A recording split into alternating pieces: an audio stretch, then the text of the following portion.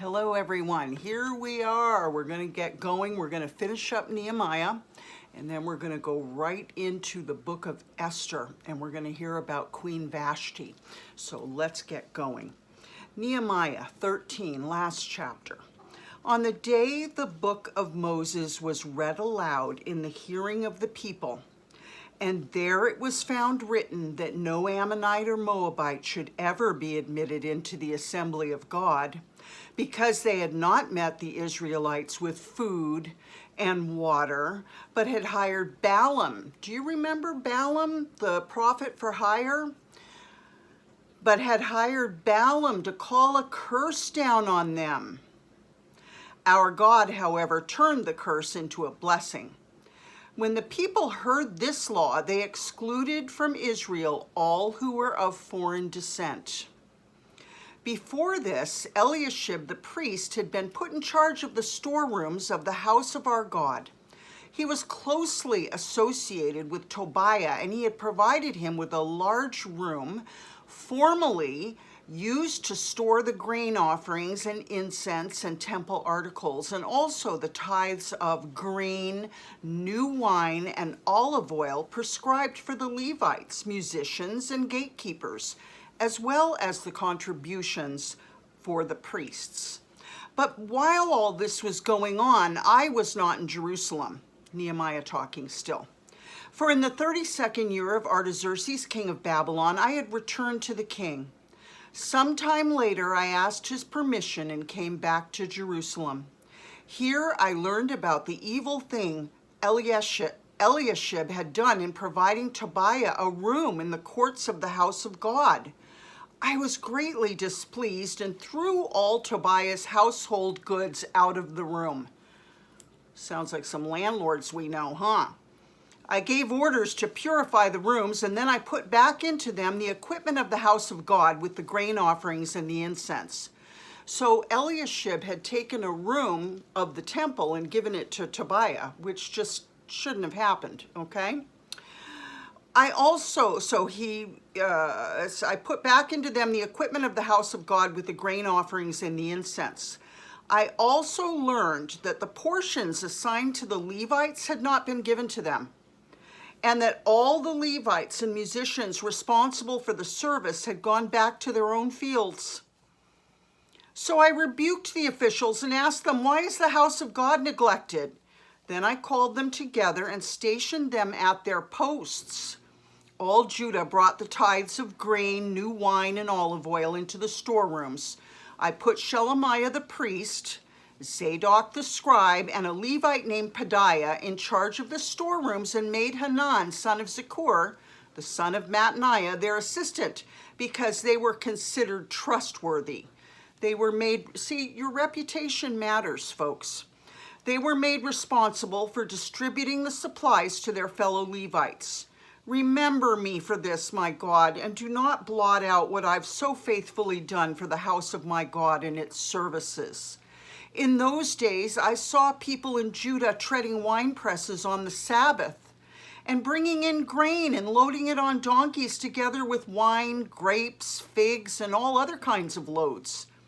And they were bringing all this into Jerusalem on the Sabbath. Therefore, I warned them against selling food on that day.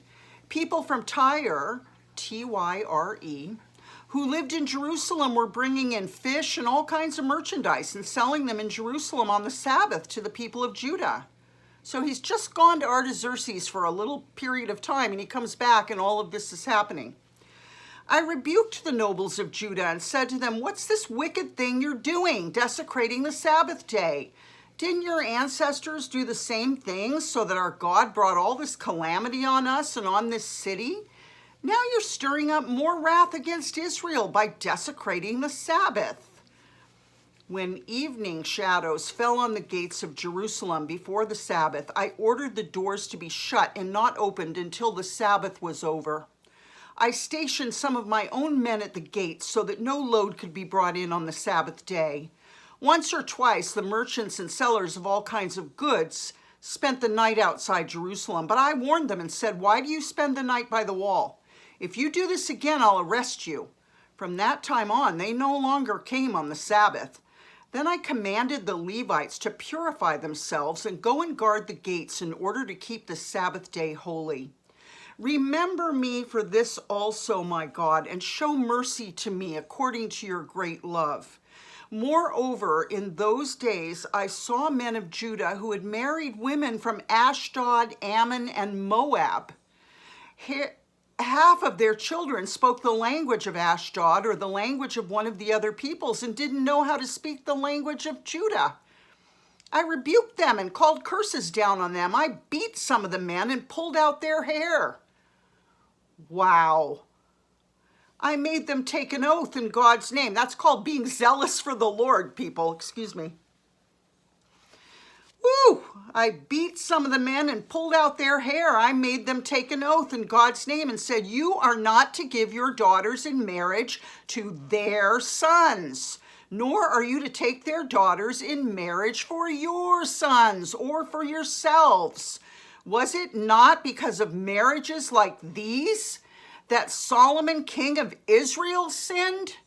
Among the many nations, there was no king like him. He was loved by his God, and God made him king over all Israel. But even he was led into sin by foreign women. Must we hear now that you too are doing all this terrible wickedness and are being unfaithful to our God by marrying foreign women?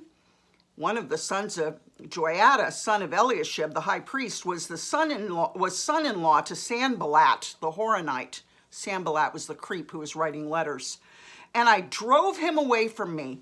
Remember them, my God, because they defiled the priestly office and the covenant of the priesthood and of the Levites.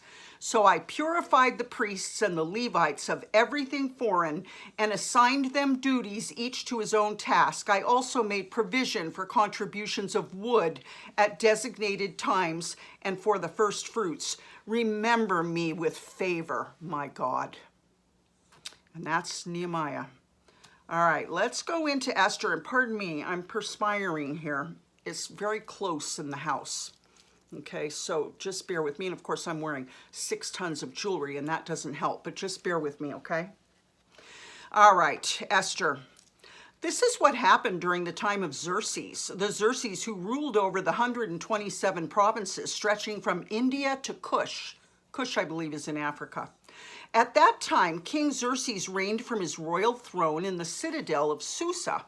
And in the 3rd year of his reign, he gave a banquet for all his nobles and officials. The military leaders of Persia and Media, the princes, and the nobles of the provinces were present.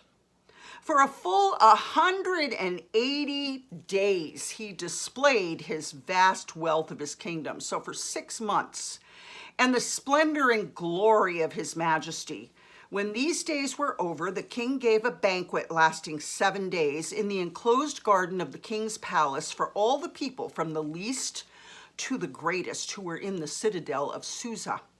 The garden had hangings of white and blue linen fastened with cords of white linen and purple material to silver rings on marble pillars.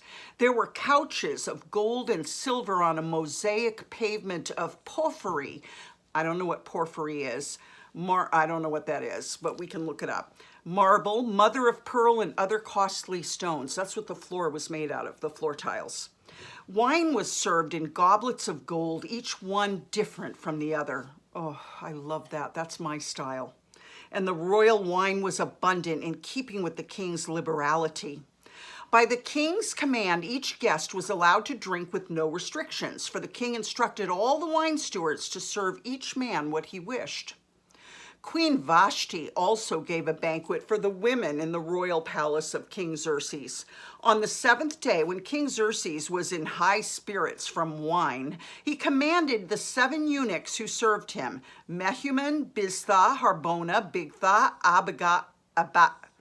Abagtha, Zethar, and Carkas, K-A-R-K-A-S, to bring before him Queen Vashti wearing her royal crown in order to display her beauty to the people and nobles, for she was lovely to look at.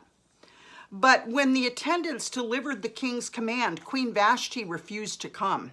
Then the king became furious and burned with anger.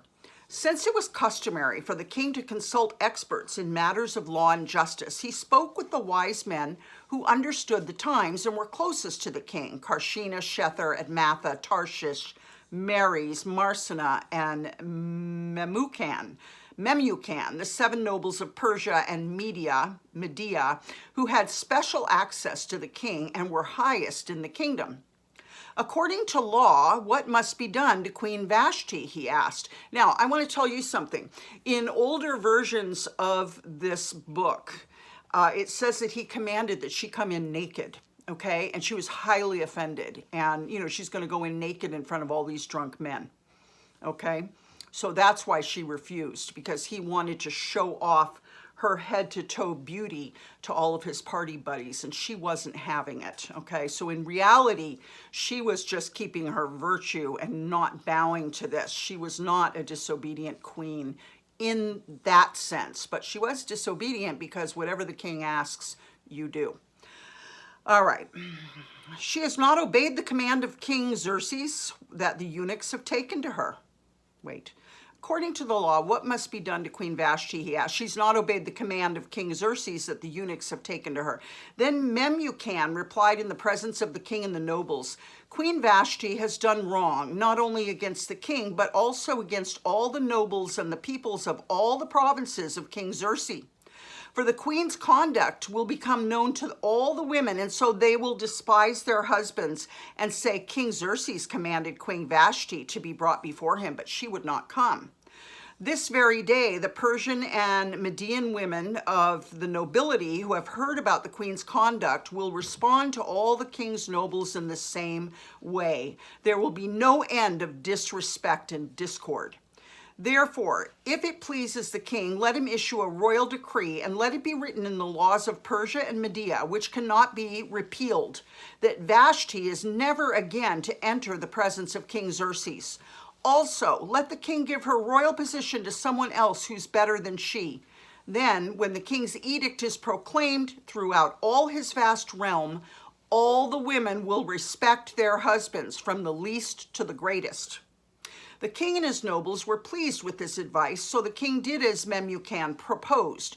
He sent dispatches to all parts of the kingdom, to each province to his own script, and to each people in their own language, proclaiming that every man should be ruler over his own household, using his native tongue. Later, when King Xerxes' fury had subsided, he remembered Vashti and what she had done and what he had decreed about her. Then the king's personal attendants proposed, let a search be made for beautiful young virgins for the king. Let the king appoint commissioners in every province of his realm to bring all these beautiful young women into the harem at the citadel of Susa. Let them be placed under the care of Haggai, the king's eunuch, who's in charge of the women, and let beauty treatments be given to them. Then let the young woman who pleases the king be queen instead of Vashti. This advice appealed to the king, and he followed it. Okay, now let's remember the times we're in, okay? These are very ancient times. So, if it sounds like the women are being treated like property, well, they kind of are, okay? Now, there was in the citadel of Susa a Jew of the tribe of Benjamin named Mordecai, son of Jair, the son of Shimei, the son of Kish, who'd been carried into exile from Jerusalem by Nebuchadnezzar, king of Babylon, among those taken captive with Jehoiachin, king of Judah, if you remember him.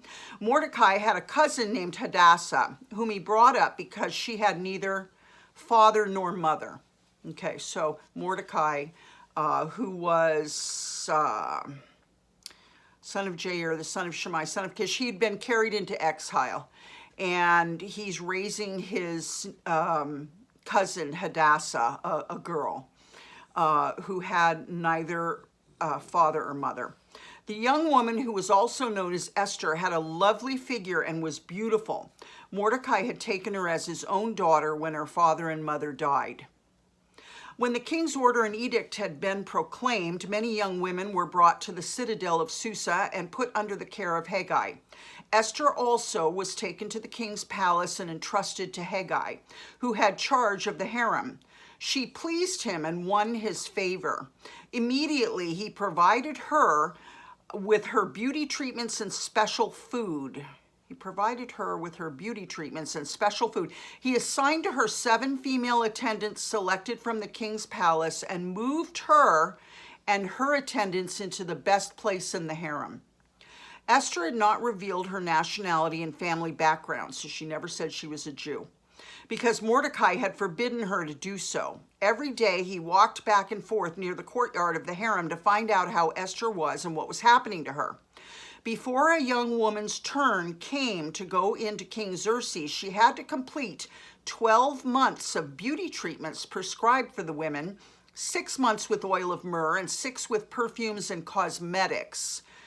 And this is how she would go to the king. Anything she wanted was given to her to take with her from the harem to the king's palace.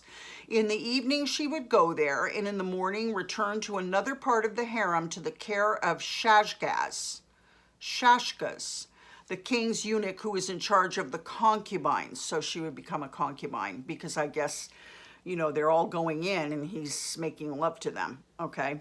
She would not return to the king unless he was pleased with her and summoned her by name. So this is pretty hairy, okay? But in these days, this is how it was, okay?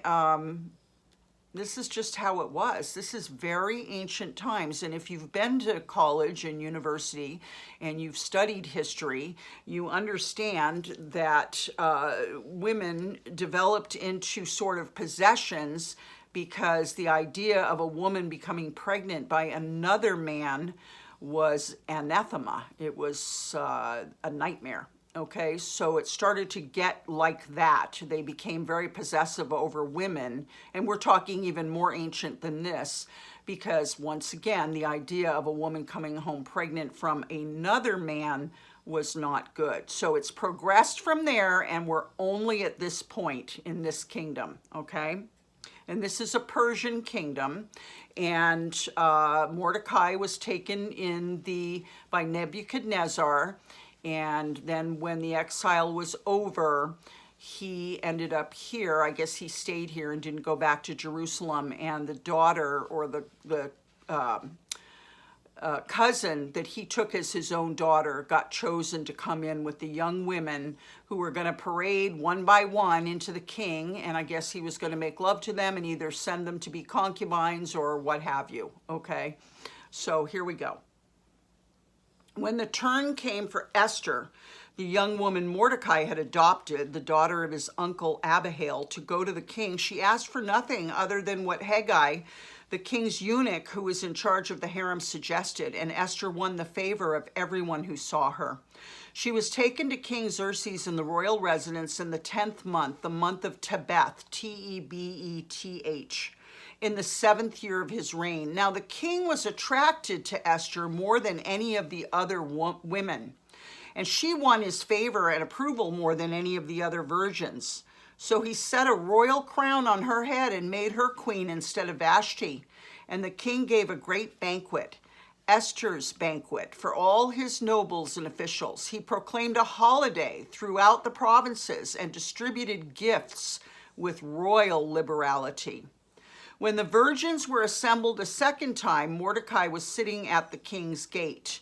But Esther had kept secret her family background and nationality, just as Mordecai had told her to do, for she continued to follow Mordecai's instructions as she had done when he was bringing her up. During the time Mordecai was sitting at the king's gate, Bigthana and Teresh, 2 of the king's officers who guarded the doorway, became angry and conspired to assassinate King Xerxes. But Mordecai found out about the plot and told Queen Esther, who in turn reported it to the king, giving credit to Mordecai. And when the report was investigated and found to be true, the 2 officials were impaled on poles. All this was recorded in the book of the annals in the presence of the king.